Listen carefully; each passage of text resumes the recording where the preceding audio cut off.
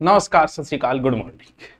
आज देश में इच्छा मृत्यु बड़ी चर्चा पे है, तो हम इच्छा मृत्यु पे कुछ बातों की चर्चा करते हैं कि कहाँ से शुरू हुई, किस प्रकार इच्छा मृत्यु दी जाती है, क्या प्रोसेस होती है उनकी। वो भारत सरकार ने जो किया वो पहली इच्छा मृत्यु कौन सी है। इच्छा मृत्यु का मतलब ये होगा कि व्यक्ति जब बहुत बीमार हो जाए, लाइलाज हो जाए, जब बचने की उम्मीदें न रहे, दर्द में तड़प रहा हो, तो वो गुहार करता है कोर्ट से कि भाई साहब इस जीवन से तो अच्छा है मुझे मृत्यु दे दी जाए। वो गुहार न करने योग्य तो उसके परिवार वाले गुहार करते हैं कि इन्हें सम्मानजनक मृत्यु दी जाए, जिसे हम कहते हैं इच्छा मृत्यु। इच्छा मृत्यु दो प्रकार की होती है। एक तो होती है सक्रिय इच्छा मृत्यु, यानी सक्रिय इच्छा मृत्यु, और एक होती है निष्क्रिय इच्छा मृत्यु। सक्रिय इच्छा मृत्यु का मतलब उस व्यक्ति को इंजेक्शन या दवा देके मार दिया जाता है, जो कि अधिकतर देशों में बैन है और भारत में भी सक्रिय इच्छा मृत्यु बैन है। दूसरी होती है निष्क्रिय इच्छा मृत्यु, जिसमें दवाइयां, वेंटिलेटर, जैसे व्यक्ति है तो कोमा में है, दवाइयां वेंटिलेटर वगैरह उसके लगे वो धीरे धीरे हटा दिया जाता है, उसे जीवन रक्षक दवाएं हटा दी जाती है, सांसों की नलियां हटा दी जाती है, खाने वाले हटा दी जाती है, यानी उस प्रकार मृत्यु देने की कोशिश की जाती है जैसे प्राकृतिक मृत्यु व्यक्ति को आती है, यानी बड़ी ही सम्मानजनक मृत्यु दी जाती है उसके अंदर।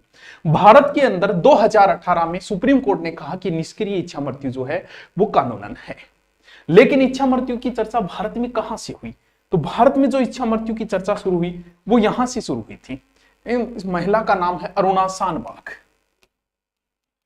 यहां से शुरू हुई।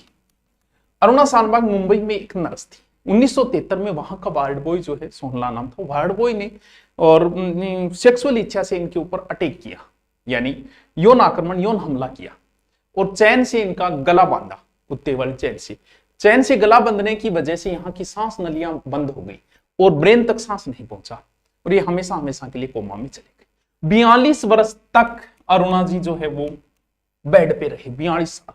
2009 में मांग की गई इच्छा मृत्यु की, और उस समय बड़ी चर्चा रही इच्छा मृत्यु। लेकिन कोर्ट का आदेश आया और अरुणा को इच्छा मृत्यु से मना कर दिया गया। लेकिन उस समय लगा कहीं ना कहीं कोर्ट को कि ऐसा होना चाहिए इच्छा मृत्यु, तो उस समय निष्क्रिय इच्छा मृत्यु को कुछ शर्तों सहित कोर्ट ने आदेश दे दिया था। बाद में अरुणा की मृत्यु तो जो है वो 2015 में हुई थी, यानी महिला कितने सालों तक कोमा में, जबकि इनके ऊपर जो अटैक किया था, जिस व्यक्ति ने यौन हमला किया था, वो 10-15 साल की जेल काट के पहले ही छूट गया था और अपने काम के लग गया था, और ये कोमा में रहे, सारी उम्र कोमा में रहे। विश्व में पहली इच्छा मृत्यु देश देने वाला नीदरलैंड है। नीदरलैंड ने 2002 में इच्छा मृत्यु की इजाजत दी। लेकिन एक देश है स्विट्जरलैंड, बहुत सारे लोग तो यहां जाके सुसाइड करते हैं, यहां पर सहायक आत्महत्या दी जाती है। और देशों में क्या है, इच्छा मृत्यु, यहां सहायक आत्महत्या, यानी यहां क्या किया जाता है, मरीज को दवाई लाके दी जाती है, इंजेक्शन या दवाई उसे दे दी जाती है कि भैया ये तू खुद ले ले, और व्यक्ति स्वयं ले ले, यानी व्यक्ति को पता होता है, दवाइयां वो स्वयं लेता है, डॉक्टर नहीं देते हैं उसे दवाइयां। डॉक्टर कहेंगे आ दवाई खा ले, इससे तेरी मृत्यु हो जाएगी, तो वो होती है सहायक। वो कहां चलती है, स्विट्जरलैंड में। ठीक है, अब हम चर्चा करते हैं कि वर्तमान में क्यों चर्चा में आई। एक लड़का है और इसका नाम है हरीश राणा। हरीश राणा युवा था, 19 वर्ष का बच्चा था, और 2013 की बात है, रक्षाबंधन, राखी बंधवा के ये हॉस्टल में आ गया। पंजाब यूनिवर्सिटी से बीटेक करता था, चंडीगढ़ की बात है, और अपने हॉस्टल की 4थी मंजिल से बच्चा गिरा, और गिरने की वजह से इसके ब्रेन के ऊपर हार्ट अटैक हुआ, यानी सिर वगैरह के अटैक हुआ, यानी ब्रेन इंजरी हो गई, 100% ब्रेन इंजरी। एक प्रकार की अपंगता है, पूरी 100% अपंगता, यानी इसके अंदर व्यक्ति जिंदा लाश बन जाता है, किसी प्रकार का कोई होश नहीं लेता। इसे क्या बोला जाता है, इसे बोला जाता है परसिस्टेंट वेजिटेटिव। यानी जब इसे हॉस्टल में भर्ती कराया गया, वहां उनकी माता पिता बाहर होंगे और डॉक्टर साहब आए होंगे और आके बताया होगा कि बच्चे को बचा लिया, लेकिन इसके आगे का वाक्य बड़ा ही खतरनाक कि ये बच गया। आपके बेटे की आंखें खुली रहेगी, पलकें कई बार झपकाएगा, ये देख नहीं सकता, आंखें खुली रहेगी, देख नहीं सकता, आवाज नहीं सुन सकता है, ये दिमाग काम नहीं करेगा, सिर्फ सांसें चलेगी। एक प्रकार से बच्चा जिंदा लाश, ना ये जिंदा है और ना ही ये मुर्दा है। ये उस जगह पे आ गया है जहां से आगे भी नहीं जा सकता और वापस भी नहीं लौट सकता। लेकिन हम लोग उम्मीदों पे जिंदा है, हमारी एक उम्मीद रहती है कि कोई चमत्कार होगा, भगवान कहीं ना कहीं हमारे साथ गलत नहीं करेगा, कभी ना कभी ऐसा क्यों, क्योंकि ऐसी चमत्कारी घटनाएं भी हो जाती है। इस उम्मीद से इसकी सेवा की गई और 13 साल तक बच्चे की सेवा की।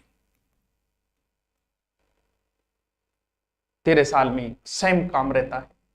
माँ आएगी, सुबह उठेगी, आएगी, खिड़कियां खोलेगी, सूर्य का प्रकाश आएगा, और फिर वही बात, हर 2 घंटे बाद व्यक्ति के शरीर को पलटना पड़ता है क्योंकि घाव हो जाते हैं, इस वजह से पलटना पड़ता है। और सांस की नली, यहाँ एक पेट में नली लगी है। ये काम कोई 1-2 साल का नहीं रहा, 13 साल तक। बच्चे को कुछ नहीं पता है, सिर्फ आंखें खुली है, कभी कभी पलकें झपकाता होगा। यानी इनकी माता निर्मला राणा, जिस बच्चे के जीवन की उम्मीद करते हैं उसकी मृत्यु के लिए हमें रिक्वेस्ट करनी पड़े, माता पर क्या गुजरती होगी। रोज बेटे को मरते हुए देखती होगी, रोज वही काम, रोज खिड़कियां खोलना, रोशनी। हो सकता है बेटे के पास बैठती होगी, बताती भी होगी कि आज ये रिश्तेदार आए, आज ये आए, जैसा कि आदत है लोरी सुनाना, बातें करना। और कहीं ना उम्मीद होगी कि मेरा बेटा सुन रहा होगा, कभी पलके झपकी तो कोई उम्मीद जगी होगी कि अब ठीक हो जाएगा, अब ठीक हो जाएगा। और एक 13 साल तक ये चलता रहा। हो सकता है माँ खाने का भी पूछती होगी, डांटती भी होगी, सारे काम जैसा कि एक माता करती है उसी सारे। लेकिन एक समय ऐसा आता है कि हम अपनों के लिए ही मौत की गुहार लगा देते हैं। जब हमारा प्रियजन कोई इस तरीके से तड़प रहे जीवन में, तो हम कह देते हैं कई बार कि यार भगवान उठा ले तो ठीक रहे, यानी अब मृत्यु हो जाए तो ज्यादा ठीक रहे। जब जिंदगी मौत से बेहतर हो तो फिर मौत बड़ा सुकून देती है। तो अब इनके पिता है अशोक राणा, क्योंकि कोई 1-2 दिन, 13 साल तक इन्होंने अपना घर तक गिरवी रख दिया, गहने बेच दिए, जमीन बेच दी, लाखों खर्च हो गए, और लास्ट में इन्होंने अदालत का दरवाजा खटखटाया और इन्होंने कहा कि हम छोड़ना नहीं चाहते पर अब संभाल भी नहीं पा रहे। 2024 में इन्होंने याचिका, कहा, दिल्ली हाई कोर्ट में याचिका कि हमारे बेटे को इच्छा मृत्यु दी जाए, जिसे पैसिव यूथेनेसिया कहा जाता है। कौन सी इच्छा मृत्यु, जो दूसरा प्रकार बताया, उसकी इजाजत दी जाए। कोर्ट ने इजाजत नहीं देखी, कहा कि हो सकता है दवाइयां की समस्या है, तो यूपी सरकार को भी कहा कि इनकी दवाइयां वगैरह फ्री कर दी जाए। कोर्ट ने जो कोशिश होनी थी वो सारी कोशिशें की गई कि इसकी दवाई, लेकिन वही बात है कि ठीक होने वाला तो बच्चा था ही नहीं, वही कोमा में फिर चलता रहा। फिर सुप्रीम कोर्ट में लगाएगी 13 जनवरी 2026।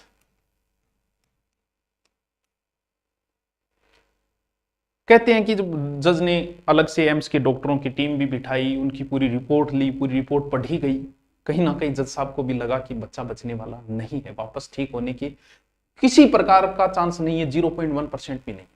ऐसा भी कहते हैं कि जज स्वयं मां से भी मिले थे कि क्या सच में आप ये चाहते हो, और जिस बच्चे को 9 महीने तक पेट में रखा उसके लिए भी मां ने कहा हाँ मैं यही चाहती हूं।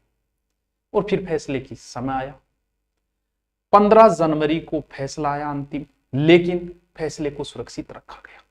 2 माह का फिर इंतजार किया गया और फिर वो तारीख आई 11 मार्च 2026, 10:30 बजे। माता पिता दोनों ही कोर्ट में रहेंगे, जस्टिस पारदीवाल, और उन्होंने इजाजत दी निष्क्रिय इच्छा मृत्यु।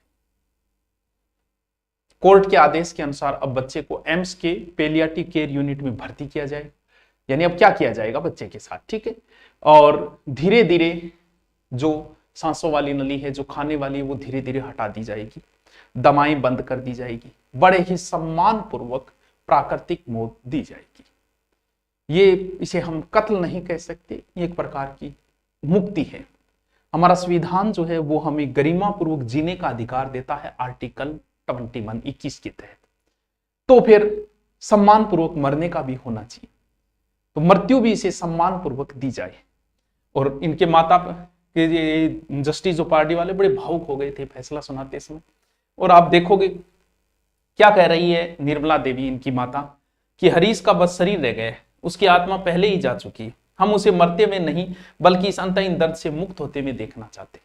यानी हम चाहते हैं कि मुक्त हो जाए, क्योंकि इनके माता पिता कहना है कि इतने साल हो गए, अब हम बूढ़े हो चुके हैं, कौन सेवा करेगा। हाँ, इनका भाई भी है छोटा, वो भी 26-27 साल का है, लेकिन अब कौन सेवा करेगा। गरिमा के साथ जीने का हक कौन बोले, इनके पिताजी का है कि मैं बेटे को हत्यारा नहीं बनना चाहता, लेकिन उसे इस नरक से जैसी जिंदगी से तड़पते हुए भी नहीं देख सकता। मैंने दिल्ली का मकान बेचकर बेटे का इलाज कराया, अब और इलाज कराने की आर्थिक क्षमता नहीं रही, उम्र ढल रही है, अब हम बूढ़े हो रहे हैं, हमारे बाद इसका क्या होगा, उसे गरिमा के साथ जाने का हक मिलना चाहिए, उसके अंग दूसरों को दान कर दीजिए। अंगदान भी किया गया, ठीक है। तो सम्मानपूर्वक मृत्यु मिले, हम भी चाहते हैं ओम शांति और हरीश को मुक्ति मिले। Thank you.